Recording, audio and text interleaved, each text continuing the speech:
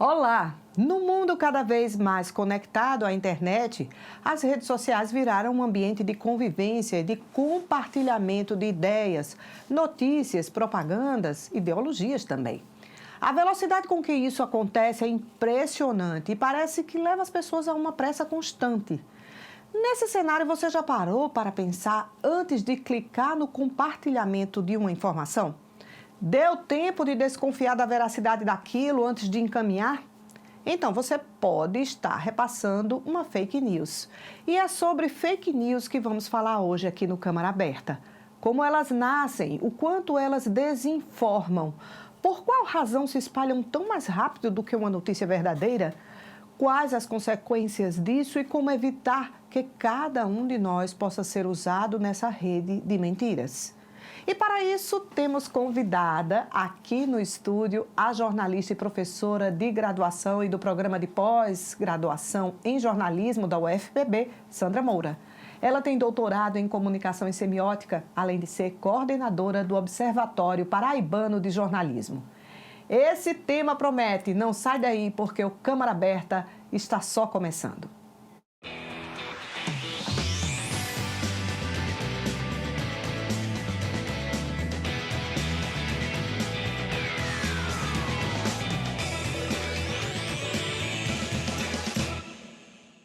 Seja muito bem-vinda ao nosso programa, professora Sandra Moura. Obrigada, Michele. Eu que agradeço o convite para participar dessa discussão que é tão importante para a sociedade e destacar aqui o papel da TV Câmara, uma TV pública que discute uma temática de interesse público muito relevante para todos nós. Então, vamos lá. Eu começo falando de 2016, quando houve lá a eleição presidencial nos Estados Unidos e o conceito de fake news acabou se difundindo pelo mundo, né, quando os eleitores do então candidato Donald Trump acabaram disseminando de forma muito frenética informações consideradas falsas em relação à adversária dele, Hillary Clinton. Então, podemos dizer que fake news é algo nascido dentro de um ambiente de disputa política ou é algo bem mais antigo, bem mais profundo? É bem mais antigo do que a gente pensa. O historiador Robert Darnton, ele lembra que as fake news, as notícias falsas, claro que não conhece essa terminologia porque ela é muito própria desses tempos mais recentes, mas ele lembra que pelo menos desde o século VI, essas notícias falsas já circulavam. E aí ele traz casos de historiadores que desinformavam naquela época e mais adiante ele fala de um caso que envolve jornalista, esse jornalista se chamava Pietro, e que no século, aí já um pouquinho mais adiante, o século XVI, esse jornalista difamava, ele escrevia poemas e afixava em uma estátua de nome com o personagem Pasquino, em Roma, em que ele difamava os cardeais que estavam na disputa aí para virar papa. Então, é algo que não é próprio das redes sociais digitais. A gente tem aqui no caso, por exemplo, a gente tem um caso no Brasil, por exemplo, na região Nordeste, aqui pertinho, no Recife, isso em 1975, em que o caso da barragem de Itapacurá, né, que se propagou que essa barragem ia estourar e provocou o caos em termos dessa questão da notícia falsa. Aí eu trouxe até esse livro aqui, o Boatos, o meio de comunicação mais velho do mundo, do Capo Ferre, em que ele traz aqui um caso de 1966, que foi o anúncio da morte de Paul McCartney. Então, ali, um jornal da Universidade de Michigan tinha divulgado que McCartney teria morrido e depois mesmo com Paul divulgando, né, desmentindo o boato, esse boato não foi desmascarado, vamos dizer assim, deu desacreditado imediatamente. Então, o que é que nós temos, né? O que nós temos hoje, a novidade com relação a isso é que a questão da velocidade, a velocidade com que essas notícias elas se propagam, essas informações falsas, vamos dizer assim, elas se propagam. E nós temos também uma outra questão que também é uma novidade, é a escala, o volume de informações falsas que circulam aí na internet, mas elas sempre existiram. Pois é claro que elas agora talvez acompanhem esse mundo muito mais globalizado e muito mais dentro da velocidade que a internet proporciona. Mas, na sua visão, professora, existe hoje um mercado de produção de fake news? Ah, sim, olha, é um risco muito grande, um perigo muito grande a gente estar compartilhando informações falsas, a gente precisa ter muito cuidado com isso e lembrar também que elas alimentam uma indústria das informações falsas. Então, muita gente ganha dinheiro com isso, além de todos os prejuízos que essas notícias, essas informações falsas, vamos dizer assim, esses conteúdos desinformativos, eles causam a instituições e eles causam a pessoas. Então, nós precisamos ter muito cuidado com isso e, claro, não divulgá-las. Professora, a imprensa, inclusive, você acabou de relatar isso, ela é muito bombardeada na sociedade, acusada, inclusive, de produzir fake news, especialmente quando noticia assuntos que contrariam interesses, mas muitos dos que produzem, que fazem, que elaboram essas fake news, eles fazem com que elas pareçam que sejam muito parecidas com uma notícia jornalística, né, com um fato jornalístico. Na sua análise, isso faz crescer a aversão e a falta de credibilidade da própria imprensa? Eu acho que uma coisa que a gente precisa deixar claro é que o jornalismo não trabalha com mentira, ou não deve trabalhar com mentira. O jornalismo, ele trabalha com a verdade. E, claro, que a verdade é tão antiga quanto a filosofia, há várias compreensões sobre o que vem a ser a verdade, mas nós estamos falando aqui da verdade factual. A verdade que é baseada nos fatos, a verdade que é verificável, que pode ser verificada, e nós, jornalistas especialistas e verificadores desses fatos. Então, é claro que o que acontece é que, quando se divulgam as informações falsas, elas se moldam muito nas características jornalísticas. Então, existem todos aqueles apelos, inclusive estéticos, não só da linguagem jornalística, mas também os apelos estéticos, os apelos mercadológicos, que a gente sabe disso. Então, sim, eles manipulam, eles utilizam desses recursos que são recursos das características da linguagem jornalística e para confundir exatamente a população. E acabar se verificando, depois que se comprova que aquilo é uma notícia falsa, pode acabar induzindo as pessoas a terem uma certa desconfiança da própria imprensa, de uma maneira geral? Eu acho que o seguinte, Michele, nós temos que insistir e passar isso também para a população, que o jornalismo, o jornalista, a função do jornalista faz parte do Estado Democrático de Direito. O jornalismo, ele está para reforçar, vamos dizer assim, ele tem um papel importante na questão da democracia. Então, nós temos que, como jornalistas, como professores, como pesquisadores, cada vez mais fazer o nosso trabalho de forma mais apurada, para que a gente possa trazer e solidificar cada vez mais essa credibilidade junto à população. É exatamente isso que eu ia lhe perguntar agora, porque o jornalismo também, ele erra, como qualquer ser humano, como um profissional jornalista também está sujeito a cometer falhas. E qual a diferença entre publicar uma notícia falsa, uma fake news, e acabar publicando uma notícia errada, mal apurada? A notícia, a informação falsa, na verdade, ela tem uma intenção, ela é intencional. Ela tem uma intenção de atingir alguém, seja uma instituição, seja uma pessoa. Ela faz isso. No caso do jornalismo, como eu falei, a gente tem que trabalhar com inclusive, esse termo fake news não é um termo muito adequado para a nossa área, porque nós entendemos que para ser notícia tem que ser verdadeira. Ela não existe notícia falsa para a gente, né? Ela tem que ser verdadeira, objetiva e etc. Então, o que é que acontece? No nosso caso, pode acontecer, sim. Existe um jornalista alemão chamado Günter Wallraff, que ele escreveu um livro que se chama Fábrica de Mentiras. Nesse livro, ele se infiltrou numa redação de um jornal popular na Alemanha e ele mostrou exatamente nesse livro como esse jornal, ele inventava as suas notícias. Então, pode acontecer, há casos. Agora, o que é mais comum no caso do jornalismo são conteúdos conteúdos desinformativos, porque a questão da desinformação ela é muito mais ampla, esse termo agrega muito mais do que essa questão de notícias falsas, porque você pode estar fazendo uma matéria em que ali ela pode estar descontextualizada, então a gente vai chamar como conteúdos desinformativos. Porque ela não provoca uma reflexão, ela não faz uma análise, não leva ao leitor a uma análise. E ela muitas vezes é posta fora de contexto. Você diz algo, aquilo foi colocado dentro de um certo, né, de uma matéria redigida de uma certa forma, que aquela sua fala não é mentirosa, você não está ali, o jornalista não está mentindo, mas ela pode ter alguns elementos que são imprecisos, que não são bem contextualizados.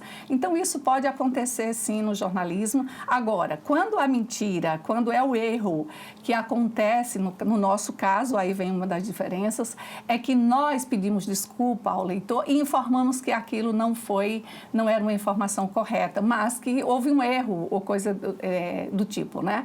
Então, a gente, no caso do jornalismo, esses conteúdos desinformativos podem acontecer e, inclusive, não intencionalmente, pode até muitas vezes ser uma informação que está sendo dada desinformativa por conta de uma fonte de informação. Aí vem o caso. Por isso que a apuração é fundamental na nossa função de jornalista.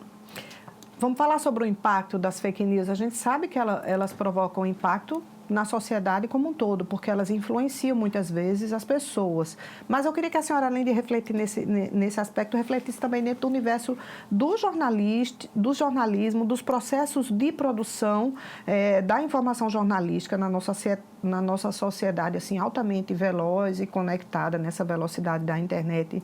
Quais os impactos que as fake news têm também para a nossa produção jornalística? A questão do impacto que a gente sofre, você está vendo aí a criação das agências de fact-check. Elas foram criadas exatamente para combater essa desinformação, dado o volume de informações que circulam na internet. E ela duplica o nosso trabalho, vamos dizer assim, né? Agora, o grande impacto que ela pode ter, no caso, e que nos preocupa profundamente, na sociedade de um modo geral. Nós temos casos no Brasil em que as notícias falsas, elas provocaram morte. O caso de Fabiane de Jesus, uma mulher de 33 anos, que foi linchada pela população no Guarujá, isso em 2014, por conta de uma informação falsa. Então, daí vejam os prejuízos que ela causa e que ela impacta na vida das pessoas. E quantas instituições não são atingidas por isso? Então, atinge também o jornalismo enquanto uma instituição que está inserida nesse processo de um Estado democrático de direito e que se fica realmente também ameaçada, inclusive, a sua própria credibilidade, né? Na sua análise, professora, a que se deve o poder viral e de persuasão dessas fake news? Ela trabalha com vários elementos. Então, primeiro, ela faz uso dos elementos como a gente diz, do jornalismo, né? Todos esses apelos estéticos, e ela trabalha com os apelos emocionais. Ela trabalha muito, a gente vê circulando muita informação aí, inclusive com a fé das pessoas, né? É verdade. Então, ela faz muito esse apelo emocional, esse apelo sentimental, para tocar as pessoas. Como se elas fossem reproduzidas assim, para atender, talvez, a um pensamento, uma ideologia pessoal de um segmento também, né? Trabalhando essa questão da fé, de gatilhos emocionais das pessoas. Isso, ela não trabalha com o que a gente chama daquele lado mais racional.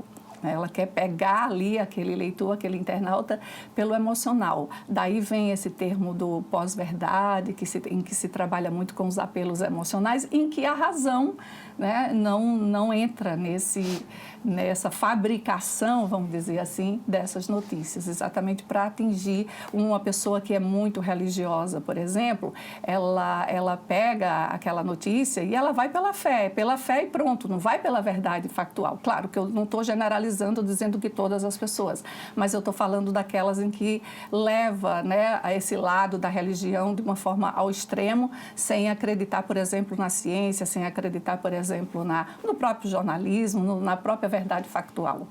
Aí, justamente, aí como ela recebe aquilo ali, aquilo vai de encontro a essas verdades interiores, acaba que, sem pensar muito, essa pessoa acaba sendo um veículo de disseminação, né? De viralizando aquela notícia. Muitas vezes sem querer também. Há pessoas que a gente sabe que as fake news, as notícias falsas, elas têm todo um interesse também, né? Interesse mercadológico, como eu falei, econômico, político, ideológico. E aí, muitas vezes, ela chega nessas pessoas, essas pessoas não podem não saber discernir o que é notícia, o que não é notícia, o que está sendo ali verdade, o que não está sendo. Daí ser muito importante, Michele, a questão da educação. A gente trabalhar com a educação para as mídias, isso é algo fundamental que nós precisamos, não só jornalistas, entenderem como que é o funcionamento, o processo, desde o processo de produção, de circulação de uma notícia, mas também toda a sociedade. Então, nós precisamos trabalhar com a educação para a mídia, de modo que a gente possa preparar também a sociedade para lidar com essa desinformação. Ok, estamos conversando sobre fake news com a professora de jornalismo da UFPB, Sandra Moura. Vamos a um rápido intervalo e daqui a pouco voltamos.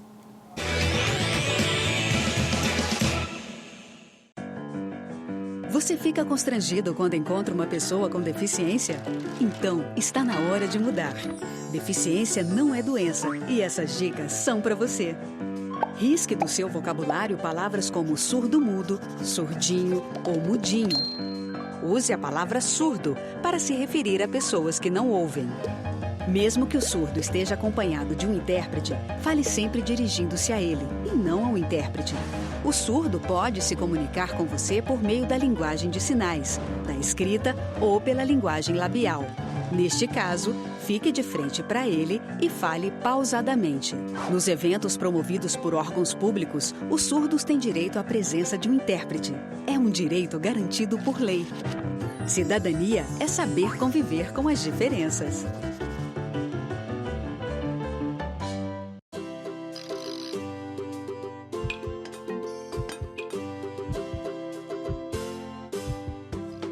Nem todo ciclista é atleta. A bicicleta é principalmente um meio de transporte. Ela pode ser usada por qualquer pessoa para facilitar o deslocamento. Por exemplo, cada vez mais gente vai trabalhar de bicicleta. Ela é também usada para transportar pequenas cargas. Você pode ir à padaria, levar as crianças à escola. A rua é de todos.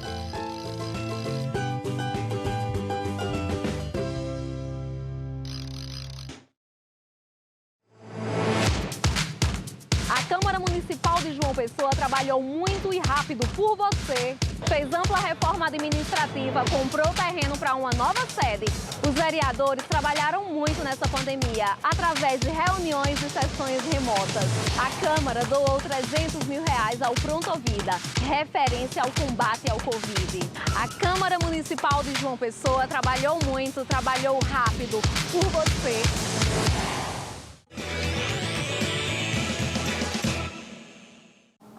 O Câmara Aberta está de volta com a nossa entrevista com Sandra Moura, jornalista, professora, doutora em comunicação social. Professora, vamos falar, a gente já falou um pouquinho, né, do impacto das fake news. Vamos falar um pouco das consequências, né? Porque que tem muito, conversa com essa questão do impacto, né? Citando um exemplo recente, durante a pandemia, o que a gente viu de fake news, né, sobre máscaras, sobre vacinas, enfim, a consequência que isso tudo teve em agravar uma situação que todos nós já estávamos vivenciando. Quais são os maiores perigos mesmo da fake news, além desse que eu contextualizei aqui? Você trouxe um caso aí bastante comentado e eu acho que a gente tem que passar um pouco mais do nosso tempo discutindo isso, que foi a questão da pandemia, a quanto as notícias falsas elas foram prejudiciais, né? Isso é uma preocupação até hoje de pesquisadores, cientistas, né, que se preocupam muito com isso, porque Nós temos aí, por exemplo, algumas informações contra a vacina.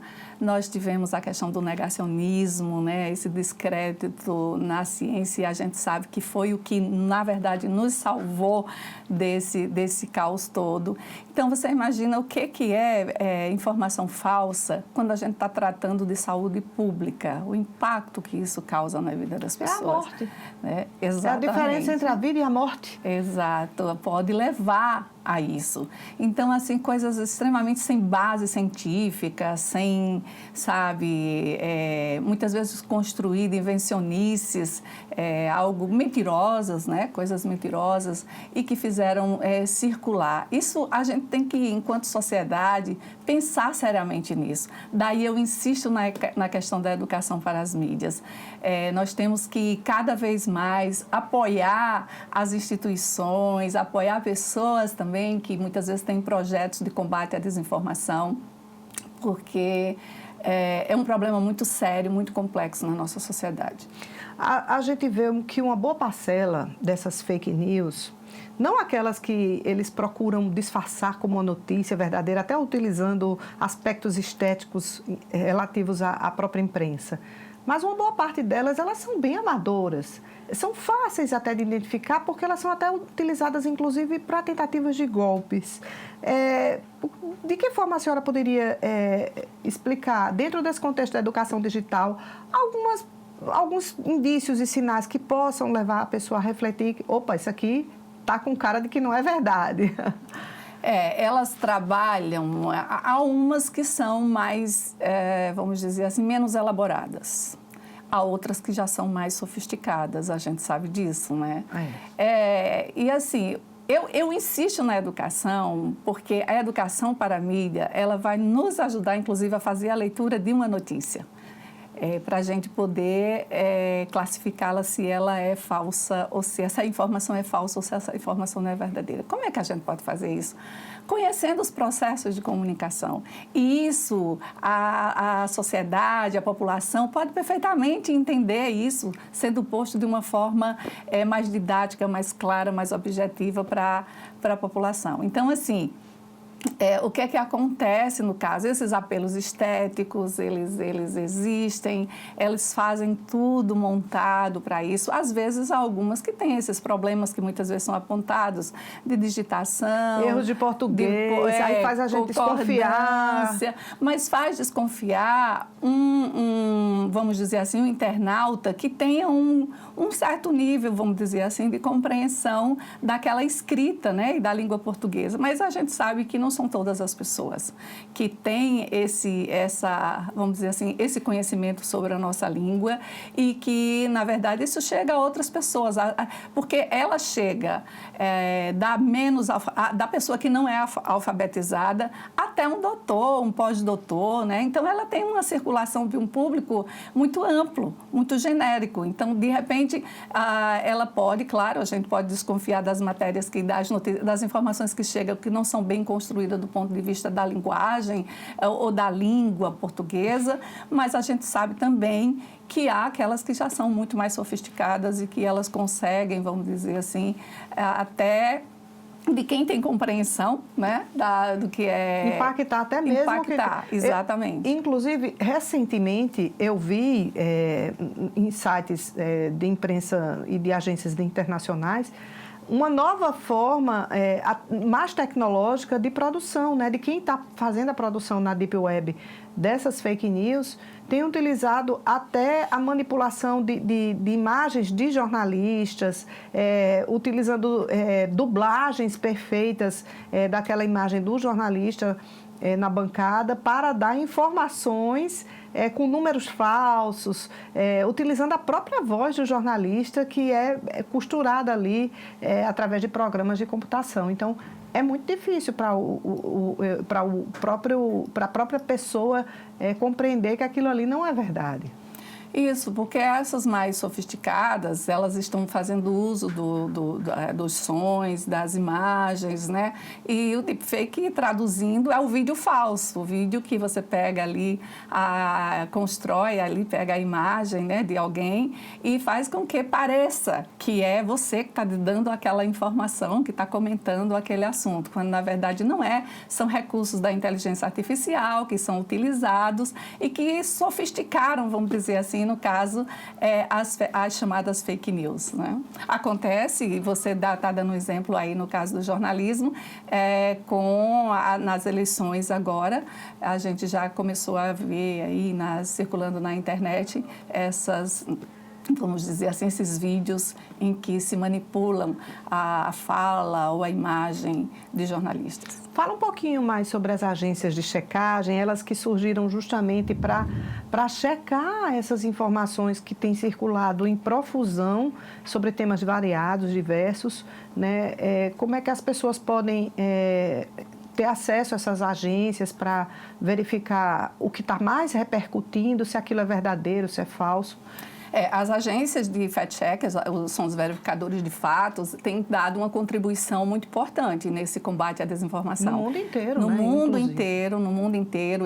Elas têm, inclusive, uma entidade internacional que abrigam essas agências de fact-check e que, assim, é muito rigorosa, inclusive, na aceitação dessas agências na sua entidade. Então, há uma série de critérios, eles são bem rigorosos, por isso que nós temos que, vamos dizer assim, estimular esse tipo de agências, né, de combate à desinformação, porque os jornalistas foram um dos primeiros, né, a começarem a fazer esse combate. No Brasil, nós temos várias, Lupa, Agência Pública, Os Fatos, as redações também estão começando a fazer pool, né, para poder criarem agências que façam a checagem das falas e dos fatos que estão sendo colocados.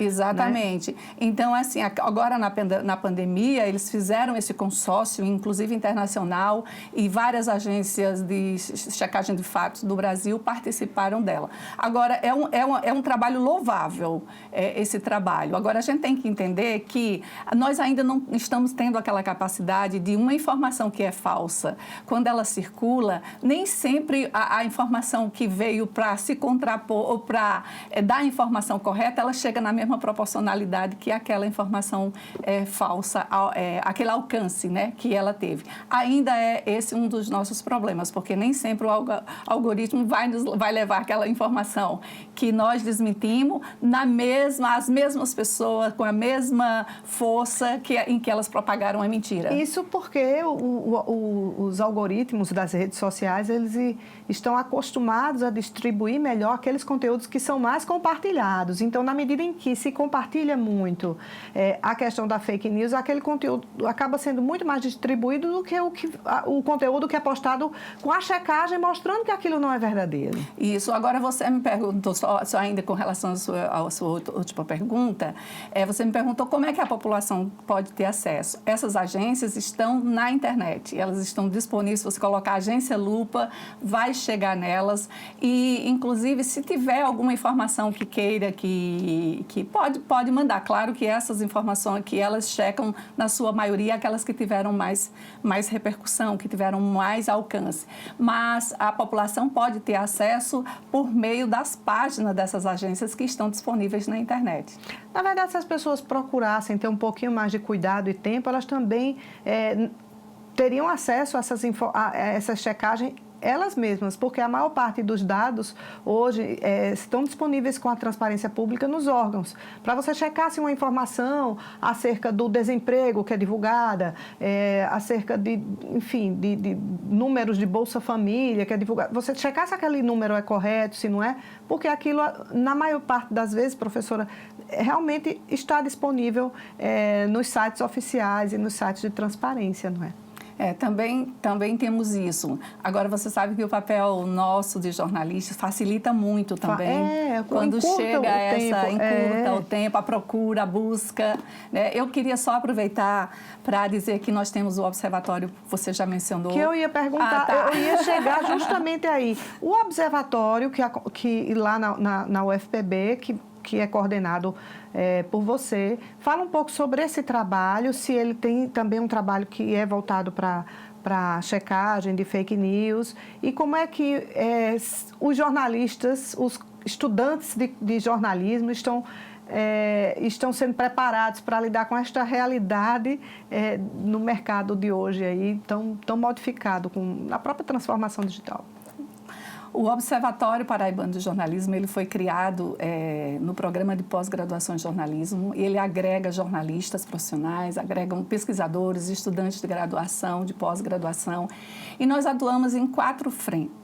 Uma delas é a crítica de mídia, nós fazemos a leitura e o monitoramento da mídia paraibana e fazemos a análise das coberturas. Nós temos o combate à desinformação, também nós temos essa linha de atuação que nos interessa muito. A questão do monitoramento de acessibilidade, a gente quer ver se essas páginas, por exemplo, os portais de notícias, eles estão preocupados com essa acessibilidade, com essa inclusão. E nós temos também a questão, outra linha, que é a qualidade da informação jornalística. Nosso trabalho é um trabalho de contribuir com a mídia local, a mídia paraibana. Nós queremos, nossa preocupação é com a melhoria do jornalismo e o Observatório ele é aberto a qualquer jornalista que queira, né, contribuir conosco. Nós temos o blog, nós temos o programa que a gente tem no canal YouTube, que agora nós estamos preparando o programa para uma TV aberta e que nós queremos fazer esse trabalho. Nós estamos com um projeto de extensão que se chama Observa UFPB e esse projeto ele agrega estudantes da graduação que estão iniciando nessa cobertura, nesse monitoramento e nessa checagem de fatos. Então, você sabe que nós não temos um conselho de comunicação no nosso estado, né? E nós trabalhamos a comunicação como um direito humano, a comunicação como um direito humano, e nós estamos nessa luta aí em defesa da qualidade da informação jornalística que passa pelo combate à desinformação. Então, ele é um instrumento da sociedade paraibana que ela pode se utilizar desse serviço para, junto conosco, defender o jornalismo de qualidade. Obrigada, professora Sandra Moura, por esta aula sobre fake news e também sobre uma comunicação mais responsável, comprometida com a verdade, cada vez mais com a verdade dos fatos. E você que está acompanhando o Câmara Aberta, fique ligado, porque toda semana nós temos novos conteúdos, novas entrevistas sobre assuntos variados. Conto com a sua audiência. Até o próximo Câmara Aberta.